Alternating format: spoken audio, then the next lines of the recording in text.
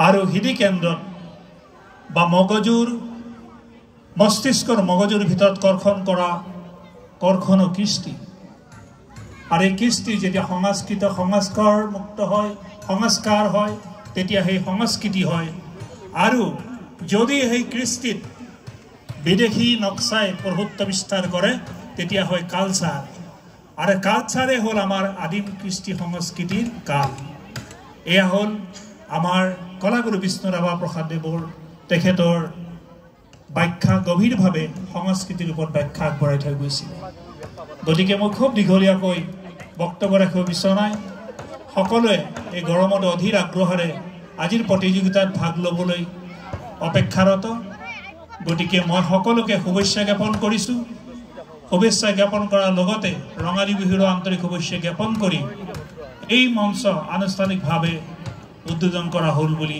ঘোষণা কৰি মোৰ বক্তব্য সামৰণি মাৰিছোঁ জয় অসম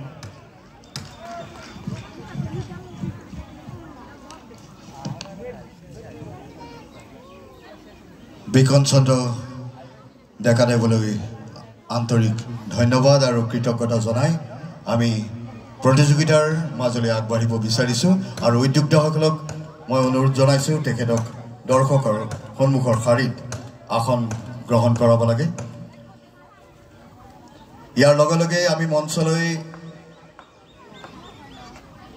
যি চাৰিগৰাকী বিচাৰকে আজি এই প্ৰতিযোগিতাখনি বিচাৰ প্ৰক্ৰিয়া কৰিব তেওঁলোকক মঞ্চলৈ আগবঢ়াই আনিবলৈ অনুৰোধ জনাইছোঁ আপোনালোকৰ সৈতে তেখেতসকলৰ পৰিচয় কৰাই দিবলৈ ওলাইছোঁ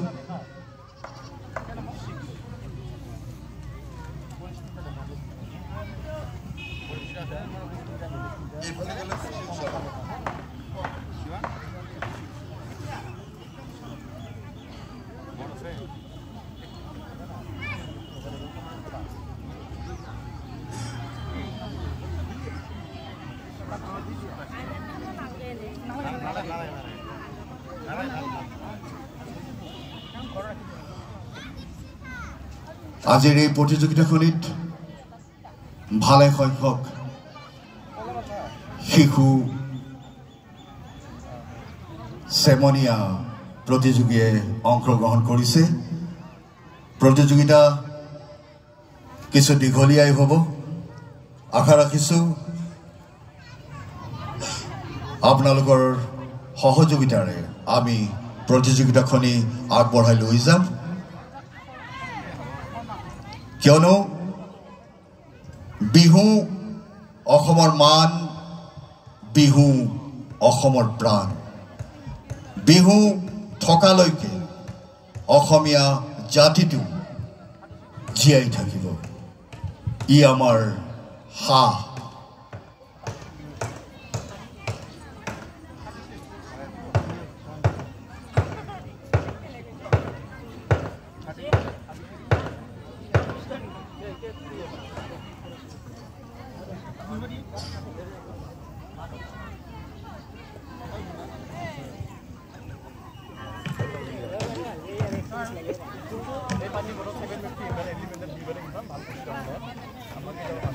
আমি আপোনালোকৰ সৈতে আজিৰ সন্মানীয় বিচাৰকসকলক চিনাকি কৰি দিব ওলাইছোঁ মঞ্চত উপস্থিত চাৰিওগৰাকী বিচাৰক এসময়ৰ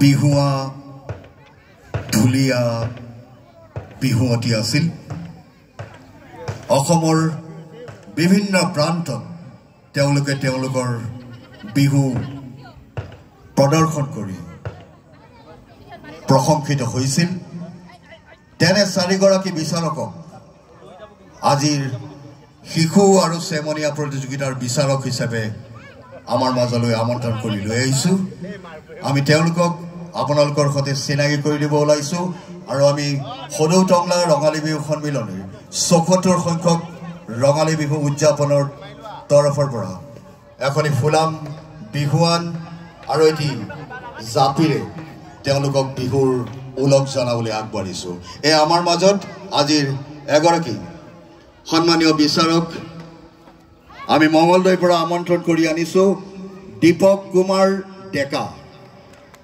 তেখেতক এটি জাপি আৰু এখন ফুলাম বিহুৱানেৰে বিহুৰ ওলগ যাচিছোঁ।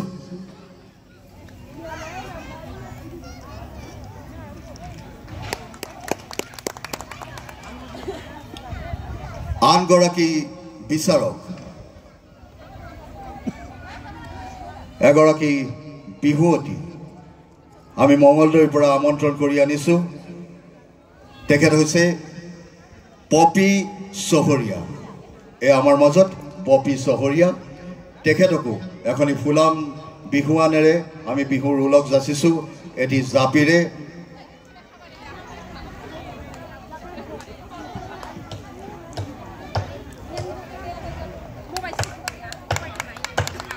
মঞ্চত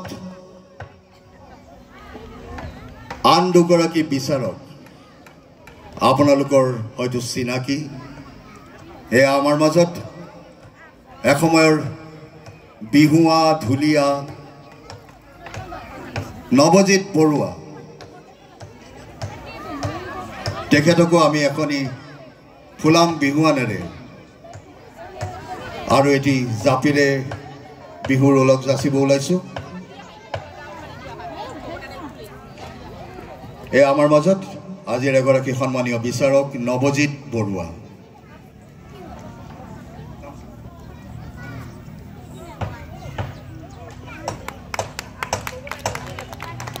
এসময়ত আজিৰ আপোনালোকৰ এইসকল সন্তানৰ দৰে কণমানি এইসকল নাচনীৰ দৰে টংলাৰ এইখন মঞ্চতেই নাচি বাগি ডাঙৰ হোৱা আৰু এতিয়া এঘৰৰ বোৱাৰী এসময়ৰ বিহুৱতী আমাৰ মাজত এয়া কৰবী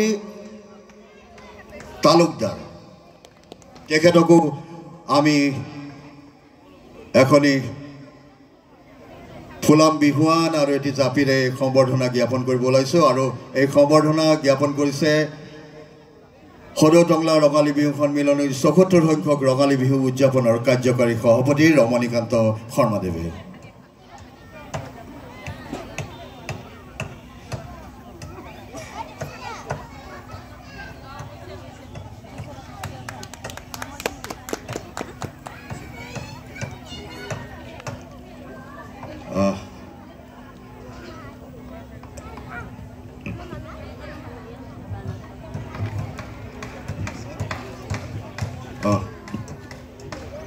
ইয়াৰ লগে লগে আমি বিচাৰকৰ চিনাকি পৰ্ব ইমানতে সমাপ্ত কৰি তেখেতসকলৰ আসনলৈ আগবঢ়াই লৈ যাবলৈ আমি অনুৰোধ কৰিলোঁ। আৰু আমি আৰম্ভ কৰিব ওলাইছোঁ শিশু আৰু চেমনীয়াসকলৰ একক বিহু নাচ প্ৰতিযোগিতা।